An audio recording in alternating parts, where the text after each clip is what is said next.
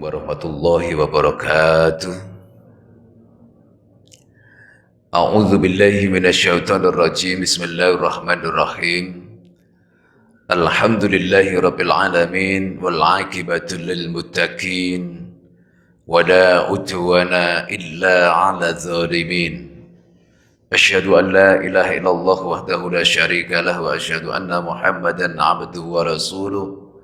Allahumma salli wa sallim wa barik ala sayyidina wa maulana Muhammadin wa ala alihi wa ashabihi ajma'in, amma ba'd. Bapak-bapak, ibu-ibu, jamaah salat subuh Masjid Raya Cinere yang dirahmati dan dimuliakan oleh Allah Subhanahu wa taala. Alhamdulillahirabbil alamin, puji syukur kita panjatkan kehadirat Allah atas limpahan rahmatnya, nikmatnya untuk kita semuanya. Dan sholawat salam kita haturkan kepada junjungan kita Nabi Allah Muhammad sallallahu alaihi wasallam, kepada keluarganya, sahabatnya, juga para pengikutnya sampai akhir zaman nanti, termasuk kita semuanya.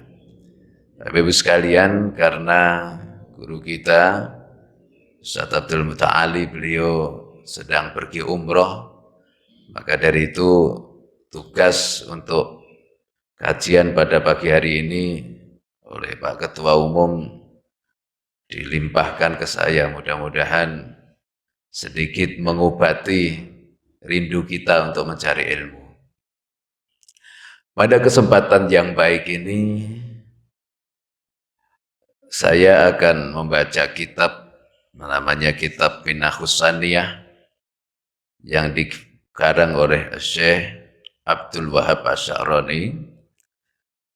Dan kali ini tema yang akan kita angkat yaitu tentang istighfar.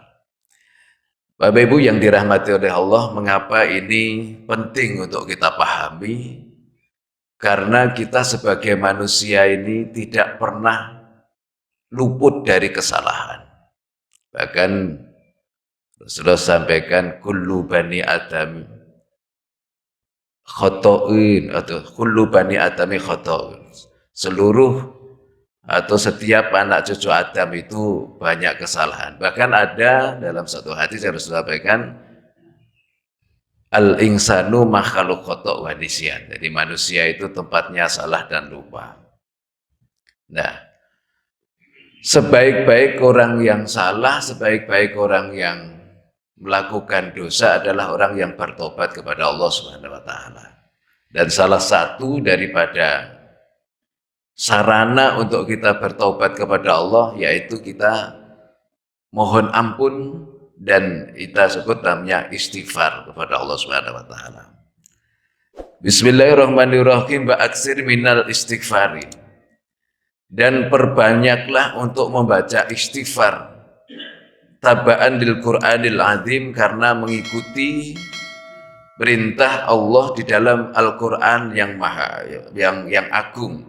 Allah Subhanahu wa taala telah memberikan beberapa perintah-perintah untuk istighfar, seperti di dalam Al-Qur'an diperintahkan istaghfiru rabbakum innahu kana ghaffara.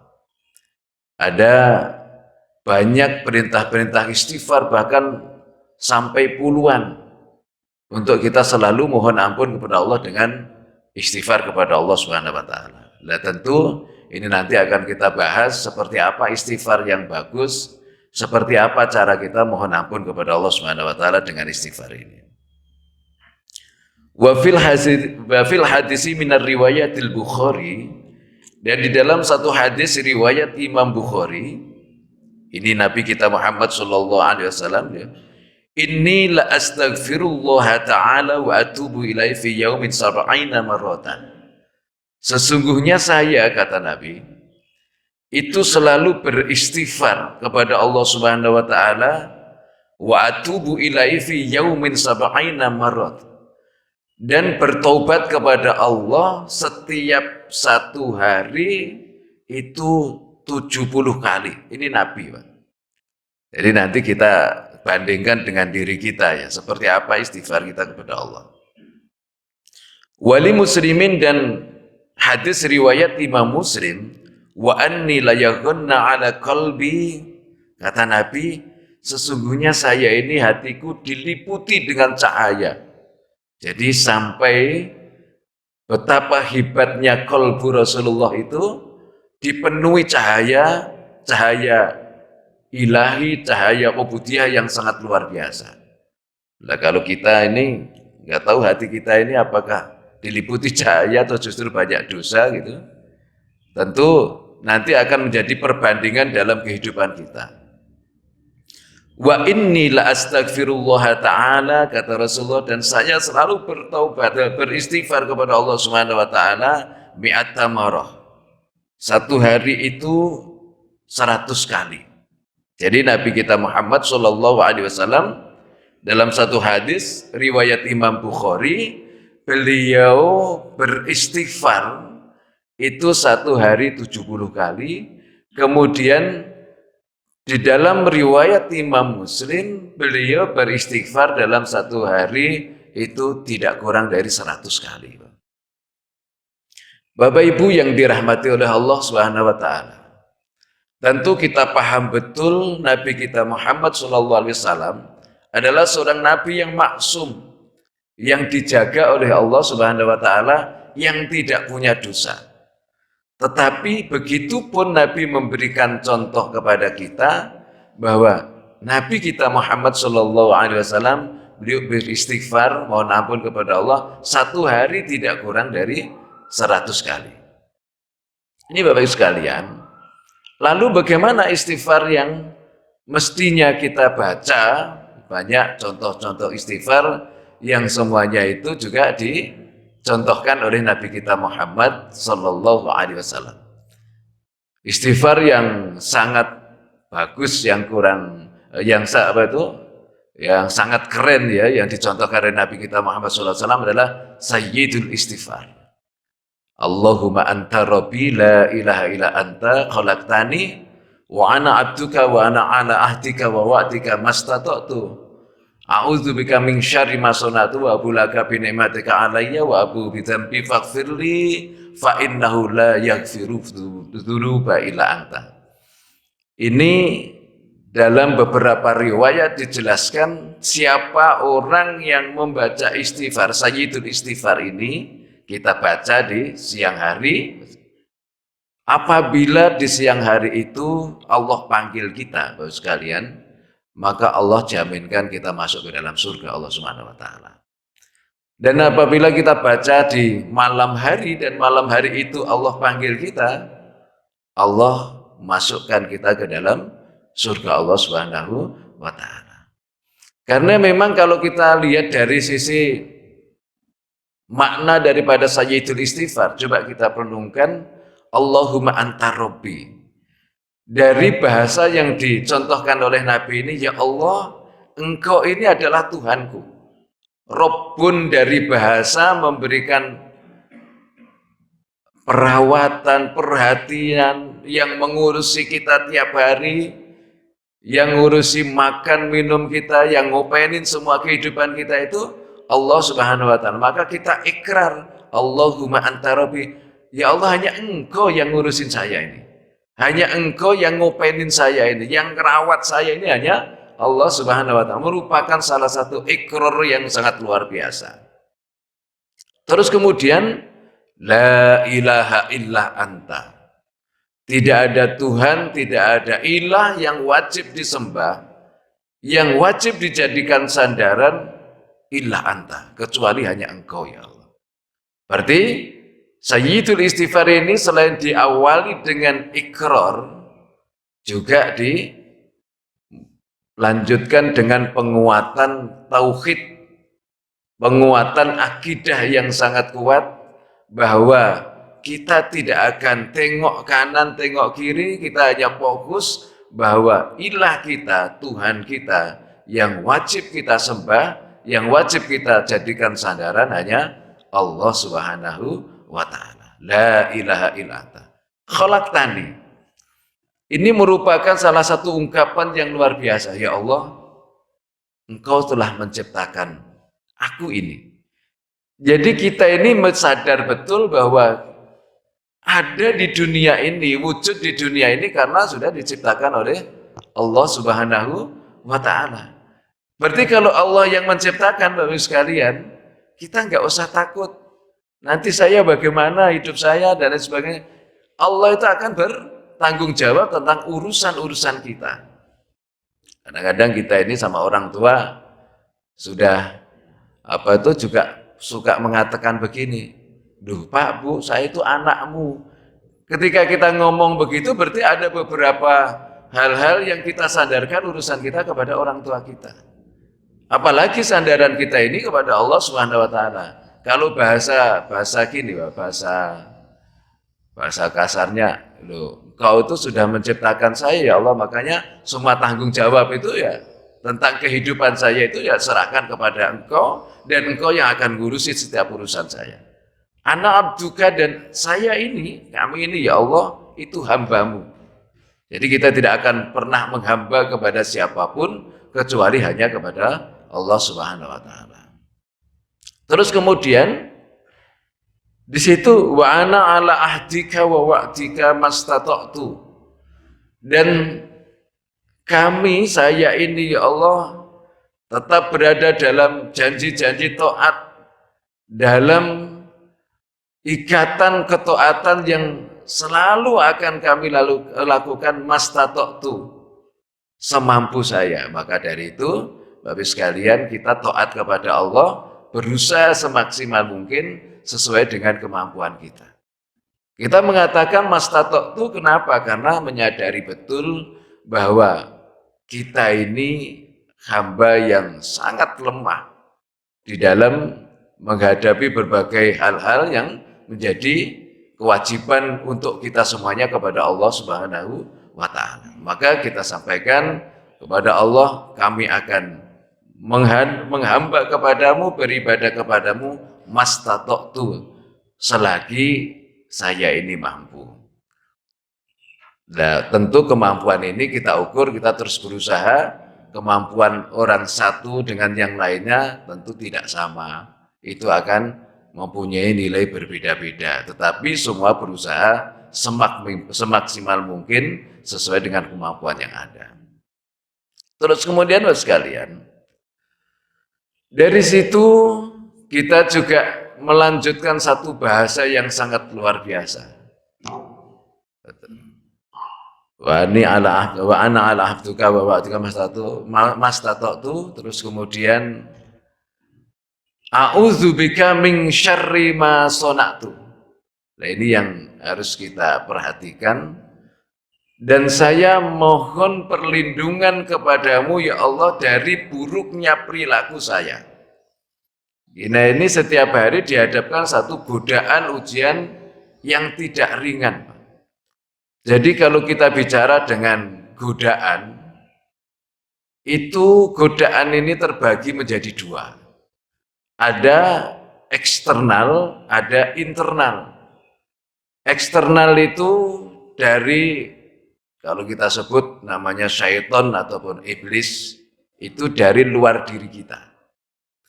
Tetapi Allah Subhanahu wa Ta'ala di dalam Al-Quran juga menjelaskan upaya daripada syaitan yang untuk menjerumuskan kita ini, yang dari luar masuk ke dalam diri kita itu.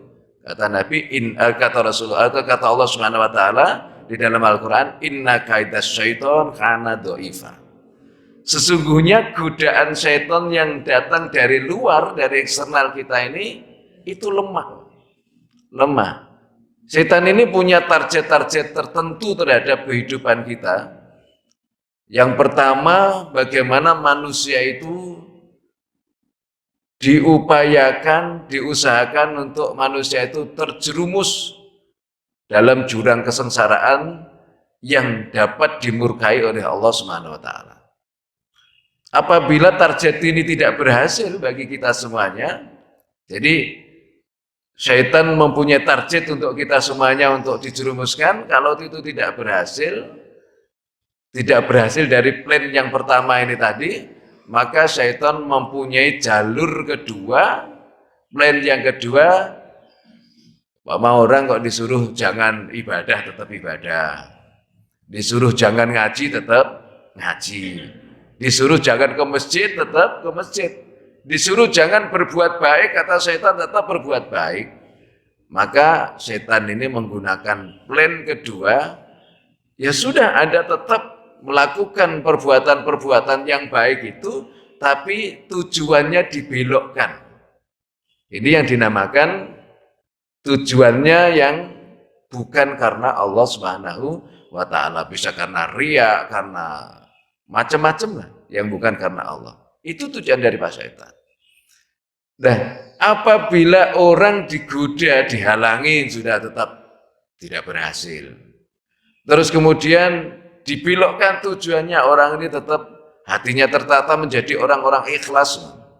Maka syaitan ini membuat bagaimana manusia itu tidak bisa bersyukur kepada Allah Subhanahu wa Ta'ala. Maka jangan heran Bapak sekalian kalau kita melihat ada orang mohon maaf yang ilmunya tinggi masih tetap gak bisa bersyukur. Ada orang yang secara ukuran nikmat dunia ini sudah berlebih, rumah besar, rumah mewah, kekayaan di mana-mana, tapi tetap saja mengeluh, tidak bisa bersyukur. Karena memang setan tidak akan pernah berhenti untuk menghalangi manusia, bagaimana manusia itu jauh dari Allah Subhanahu wa Ta'ala. Dia akan tetap melakukan tindakan-tindakan untuk menjerumuskan manusia itu tadi.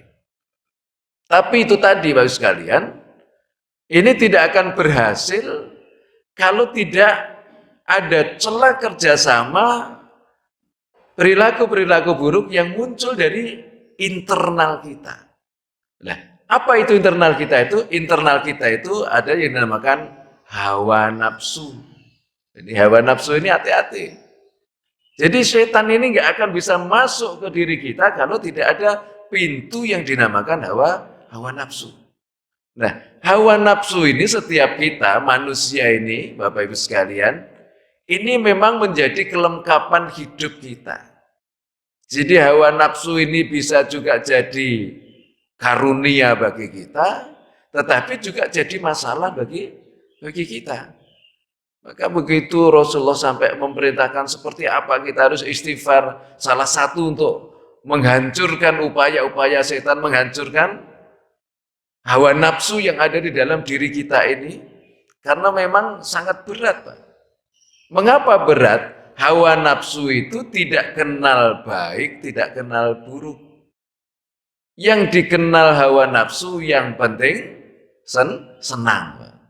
Jadi hawa nafsu itu yang dia cari yang penting senang. Ini mau baik, mau buruk yang penting senang. Nah kita ini sebenarnya hidup kita ini harus punya nafsu. Bapak-bapak, ibu-ibu kita haus mau minum itu nafsu. Kita lapar makan itu juga nafsu. Kita nggak punya uang, pengen punya uang itu juga nafsu. Tetapi nafsu kita untuk mendapatkan sesuatu itu nanti seperti apa caranya? Ketika kita sudah menggunakan cara yang salah, oh berarti setan udah masuk di situ, menyetir nafsu kita. Maka nafsu kita ini yang disetir oleh setan ya tentu naudzubillah akan terjerumus. Tapi nafsu yang disetir oleh keimanan dipanggil oleh Allah yang namanya nafsul mutmainnah. Ketika nanti kita kembali kepada Allah dipanggilnya sangat indah sekali, ya ayatuhan nafsul mutmainnah irji'i ila rabbiki radiyatan mardiyah fadkhuli fi ibadi wadkhuli jannati. Itu dipanggil jiwa yang sangat luar biasa itu. Jiwa yang tenang, yang selalu dikendalikan oleh iman kita kepada Allah Subhanahu wa Ta'ala. Jadi ketika manusia melakukan kesalahan itu tidak pasti itu muncul dari setan. Kadang-kadang justru dari nafsu itu yang lebih besar. Maka ketika Rasulullah Shallallahu Alaihi Wasallam menyaksikan para sahabat perang atau pulang dari perang Badar, dan mereka semuanya merasakan betul bagaimana dahsyatnya perang Badar itu. Pasukan yang kurang lebih ada 310 pasukan umat Islam. Bukan pasukan sebenarnya. Umat Islam itu perang Badar dalam satu riwayat bukan niat perang, karena ada informasi, ada kabar bahwa harta umat Islam yang ditinggal hijrah itu sedang mau dibawa, dijual oleh Abu Jahal dan para tentaranya. Mereka udah siap bahwa mungkin ini akan dirampas di jalan, akan direbut kembali oleh pemiliknya, sehingga mereka pasukannya sudah siap, dan bahkan bukan hanya sekedar siap, jumlahnya sangat banyak. Tapi singkat cerita, perangnya terjadi luar biasa. Perang itu, dan kemenangan diberikan oleh Allah terhadap umat Islam. Dari perang yang dahsyat itu tadi, para sahabat pulang. Pulang itu pada cerita, luar biasa ini. Kita sangat bahagia, sangat senang menghadapi perang yang dahsyat dan kita menang. Melihat kondisi seperti itu, Nabi kita Muhammad SAW mengingatkan, masih ada perang yang paling besar lagi, kata Rasulullah. Sahabat kaget. Nah ini aja sudah luar biasa, ini perang apa nih yang paling besar? Bahkan perang besar ini kalian akan menghadapi masing-masing. Satu orang per individu akan menghadapi masing-masing, tidak bisa saling membantu. Bahkan orang yang paling dekat di antara kalian pun itu mungkin tidak tahu bahwa kalian atau kamu akan menghadapi musuh yang sangat dahsyat. Perang melawan apa itu? Perang melawan hawa nafsu. Itu lebih dahsyat daripada perang fisik yang saat itu dialami oleh para sahabat dan Rasulullah saat perang Badar melawan kafir Quraisy yang sangat luar biasa itu. Karena perang melawan hawa nafsu ini kita bisa sendiri, bisa ini, dan belum tentu kadang-kadang kita minta tolong ke orang itu juga tahu, Pak. Ini menjadi satu hal yang harus kita perhatikan bahwa setiap kita akan menghadapi kondisi seperti ini. Maka dari itu, di dalam Sayyidul Istighfar, Rasulullah sampaikan, mengajarkan kepada kita, A'udzubika min syarri ma sona'tu. Ya Allah, saya minta perlindungan kepadamu dari buruknya perilaku saya. Ini kita terus minta sama Allah, Pak, supaya perilaku kita ini ditata oleh Allah, perilaku kita dibimbing oleh Allah sesuai dengan hidayah yang kita harapkan dari Allah Subhanahu wa Ta'ala. Kemudian Abu ulaka binikmatika alayya. Satu pengakuan, Bapak Ibu sekalian, walaupun di ujung dari sabda Sayyidul Istighfar ini adalah permohonan ampun kepada Allah, tapi jangan lupa kita ini juga tidak pernah lepas dari nikmat-nikmat Allah yang terus diberikan kepada kita semuanya.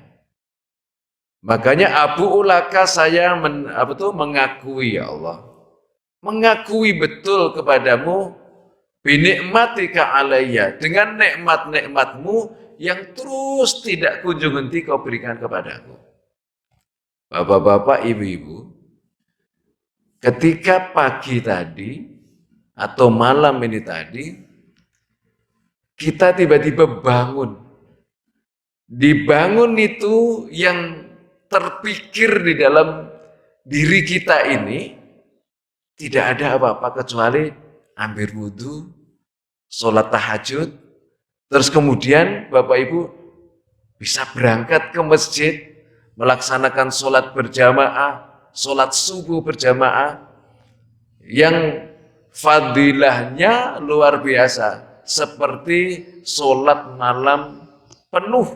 Jadi kalau kita sholat subuh berjamaah, dihitung pahalanya oleh Allah seperti sholat malam penuh. Malam ini justru sebagian ulama mengatakan min ghurubi syamsi ila tulu'il fajri.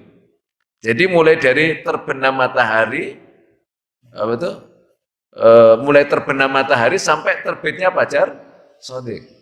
Bapak-bapak, ibu-ibu pernah ngalami? Habib pernah sholat dari sore sampai pagi, nggak pernah berhenti. Rasanya kita sholat taraweh 8, 12, 11 rakaat di sini saja sudah agak berat ya Pak, kadang-kadang ramenya di malam atau di hari-hari awal saja. Makanya biasanya di beberapa masjid ini memang menjadi tradisi kita yang mungkin barangkali akan dibenahi, tapi alhamdulillah Masjid Radin ini cukup bagus ya. Jadi kalau kita masuk di bulan Ramadan itu ada masjid sampai pasang-pasang tenda di halaman karena jamaahnya tidak muat. Nanti di pertengahan Ramadan itu jamaah sudah mengalami kemajuan ya. Jadi shopnya makin maju. Di akhir Ramadan kalau Rasulullah mengajak keluarganya untuk itikaf di masjid, untuk konsentrasi di masjid, malah kadang-kadang kita di akhir Ramadan tuh yang ramai itu Tanah Abang, Cikulir, ya, terminal, stasiun, bandara gitu. Jadi ya ini tradisi kita. Jadi berbeda dengan tradisi Rasulullah Shallallahu Alaihi Wasallam. Nah, itu pun belum tentu satu malam kita terisi penuh untuk melaksanakan ibadah. Artinya sholat. Nah, kita cukup sholat subuh, datang ke masjid, itu dihitung pahalanya seperti semalam penuh sholat. Nah, ini nikmat ini.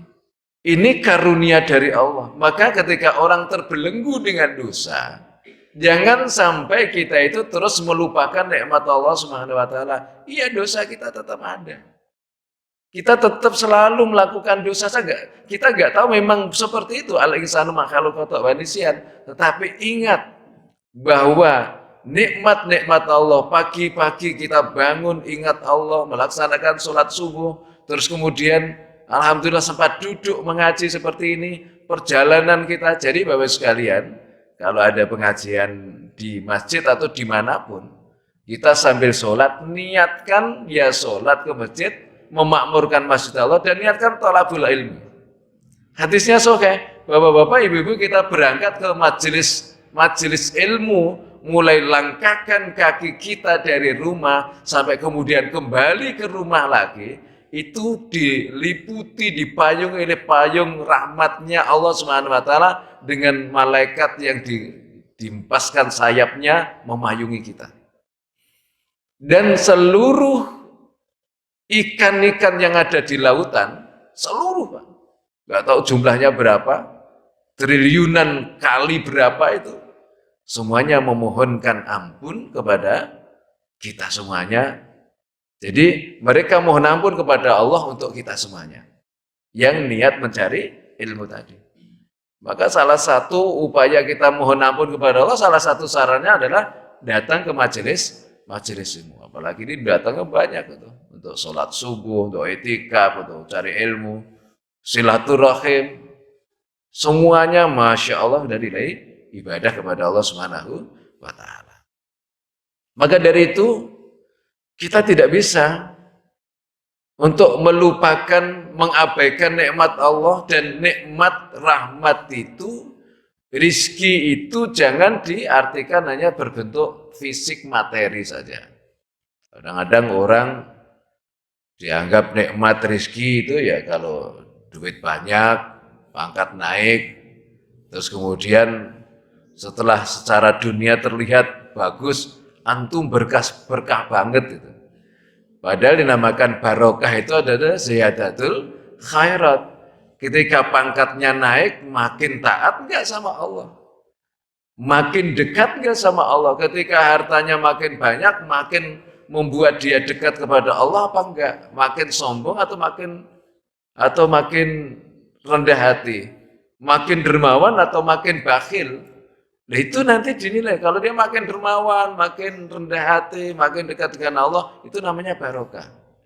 Karena barokah itu dinamakan al-barokah itu ziyadatul khairat, tambah-tambahnya kebaikan. Nah, dari itu, bahwa nikmat itu, rahmat dan rizki itu adalah sesuatu yang baik yang diberikan oleh Allah kepada kita, yang bermanfaat minat dunya katal akhirat. Dan ini semuanya sudah didapat oleh bapak-bapak, ibu-ibu semuanya. Mudah-mudahan kita tetap tenang, bahagia, mulai dari dunia ini sampai dalam surga Allah Subhanahu wa taala. Terus kemudian wa abu bidzambi faghfirli fa innahu la yaghfiru dzunuba illa anta. Dan saya juga mengakui banyak dosa, ada dosa yang ada dalam diriku ya Allah, maka dari itu ampuni, faghfirli fa innahu la yaghfiru dzunuba illa anta, bahwa tidak ada yang bisa memaafkan, mengampuni dosa-dosa kecuali hanya Allah, kecuali hanya Engkau ya Allah. Dan ini menjadikan salah satu ikrar yang sangat luar biasa.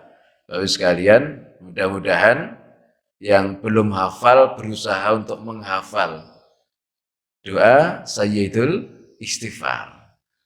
Kalau yang sudah hafal, yang sudah diamalkan, diistiqomahkan. Paling tidak sehari siang dibaca sekali, malam dibaca sekali. Syukur-syukur dibaca 7 kali. Allah akan ampuni dosa-dosa kita. Kita ini manusia yang, ya itu tadi saya sampaikan, tidak sempurna, tetapi kesempurnaan itu ditutupi oleh Allah Subhanahu wa taala menjadi baik, karena Allah itu punya pintu sampai di dalam Asmaul Husna itu ada 4. Ada 4 pintu yang mesti dilewati oleh orang-orang, kalau bahasa kita ya pendosa ini, orang-orang yang banyak dosa. Yaitu ada Al-Ghafar. Jadi Asmaul Husna, nama Allah, sifat Allah Al-Ghafar, itu diperuntukkan untuk orang yang punya dosa. Kalau orang yang nggak punya dosa, nggak usah lewat pintu itu. Terus Al-Ghafur, Al-Ghafur ya sama, adalah zat yang maha mengampuni. Terus yang luar biasa lagi ada At-Tawwab. Di dalam Asmaul Husna, Allah punya nama, namanya At-Tawwab. At-Tawwab itu apa? Zat yang terus menerus menerima tobat kita. Makanya kalau ada orang, wah kamu dosa begitu lagi dosa, susah. Kamu kemarin udah dosa, sekarang begini lagi. Allah nggak bisa ampunin. Hati-hati kita bicara seperti itu. Allah punya nama, namanya At-Tawwab. Yang mana Allah akan selalu menerima taubatnya hamba selama dia terus berusaha untuk melakukan taubatan nasuha. Maka dari itu, konsep salah satu upaya istighfar ini adalah karena kita sadar betul mulai dari bangun tidur, dari nikmat-nikmat yang diberikan kita rasakan itu tadi, juga ada kesalahan-kesalahan yang baik sengaja ataupun tidak sengaja, itu ada nilai dosanya.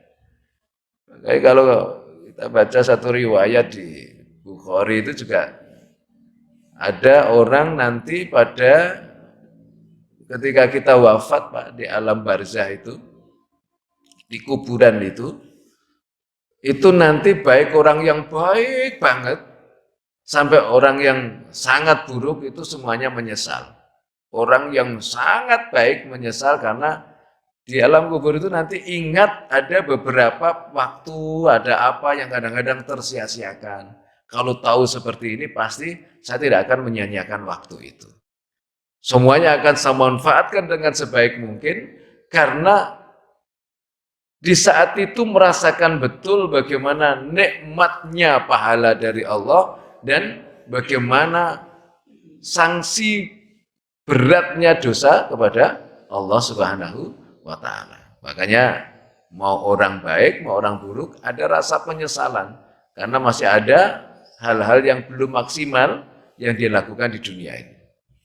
Terus kemudian sekalian, dari upaya kita untuk bertobat kepada Allah melalui sarana istighfar ini, kita coba usahakan sehari itu paling tidak ngikutin, paling tidak ini Nabi ini nggak punya dosa, nggak pernah salah, tapi tidak kurang dari 100 kali beliau beristighfar. Bahkan setiap di majelis beliau selalu membaca istighfar kepada Allah Subhanahu wa ta'ala. Maka dari itu usahakan minimal paling tidak 100 kali lah kita beristighfar mohon ampun kepada Allah Subhanahu wa ta'ala. Jadi 1 kali duduk atau terserah pada saat-saat yang tepat yang kita kira-kira memungkinkan mengucapkan istighfar mohon ampun kepada Allah, kita baca itu istighfar minimal 1 hari itu 100 kali. Astaghfirullahaladzim, astaghfirullahaladzim,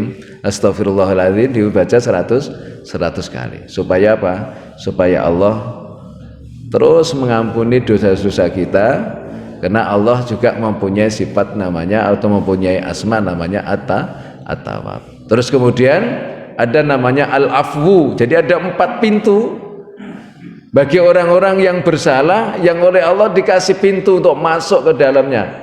Al-Ghafar, Al-Ghafur, At-Tawwab, Al-Afwu. Al-Afwu ini luar biasa. Kalau Rasulullah SAW ditanya oleh Sayyidah Aisyah, ya Rasulullah, di akhir Ramadan apa yang paling banyak saya baca pada waktu iktikaf, apalagi apabila saya meyakini malam ini adalah malam Lailatul Qadar, apa yang harus saya baca ya Rasulullah? Kata Rasulullah, Allahumma innaka afun tuhibbul afwa fa'fu anni. Itu yang kita baca, yang diajarkan oleh Rasulullah kepada Sayyidah Aisyah dan tentu kepada para sahabat dan untuk kepada kita semuanya. Bahasa afun di dalam Al-Quran ada famay ya'mal mithqala dzarratin khairan yarah wa may ya'mal mithqala dzarratin syarran yarah. Nanti Bapak sekalian, setiap kebaikan kita sekecil apapun itu akan ditunjukkan oleh Allah Subhanahu wa taala. Keburukan kita sekecil apapun Allah akan tunjukkan nanti. Nah, cuman pertunjukan yang baik ini terbagi jadi 2. Mama, orang berbuat baik kan ada 2 juga, ikhlas, tidak ikhlas. Jadi yang tidak ikhlas itu bukan terus hilang begitu saja, nanti ditunjukin. Contoh ini yang baik, langsung dikasihkan pahalanya, balasannya. Yang tidak ikhlas, kita sedekah dulu riya gitu, itu ditunjukkan. Kamu sedekah, kalau dulu kamu ikhlas, pahalanya seperti itu. Maka muncul kok penyesalan. Dosa juga seperti itu. Dosa itu biarpun yang sudah diampuni tetap ditunjukin. Tetapi yang sudah diampunin ini, kalau saja kamu tidak terampuni, balasannya seperti itu. Jadi apalagi kalau sudah tidak diampuni kan berarti sudah dirasakan. Kemudian sekalian, ada bahasa al-afwu ini dalam satu keterangan para ulama-ulama ahli hadis. Orang yang salah, orang yang melakukan dosa, yang oleh Allah ditutup, dihapus sama sekali, nanti tidak ditunjukin.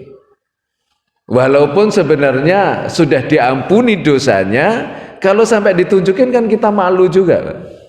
Malu juga. Contohnya gini. Ini kalau kita analogikan dengan peristiwa kehidupan di dunia, ada orang yang pernah kita minta tolong untuk kita pinjamin gitu. Terus kemudian karena nggak bisa bayar akhirnya dibebasin. Tapi berkali-kali disebut-sebut itu. Ini si fulan ini dulu waktu punya hutang ke saya cukup besar, tapi sudah saya bebasin, saya nggak suruh bayar gitu. Setiap ada ini ditunjukin begitu, walaupun utangnya bebas tapi tetap malu Pak didengar orang. Al-afwu ini enggak seperti itu. Jadi nanti Allah ampuni dan Allah tutup, tidak ditunjukkan oleh Allah Subhanahu wa taala. Maka inilah salah satu doa permohonan ampun kepada Allah yang diajarkan oleh Rasulullah kepada Sayyidah Aisyah dan kemudian kita ikuti dalam perjalanan hidup kita, terutama di akhir bulan Ramadan, atau lebih abdul lagi kita baca dari awal Ramadan. Allahumma innaka afun tuhibbul afwa fa'fu anni. Kalau biasanya kalau imam-imam membimbing kita, Allahumma innaka afun karim tuhibbul afwa fa'fu anna. Pakai dhamirna mutakalim al ghair, karena apa? Karena untuk diri kita dan untuk yang lain, jamaah yang mengaminkan.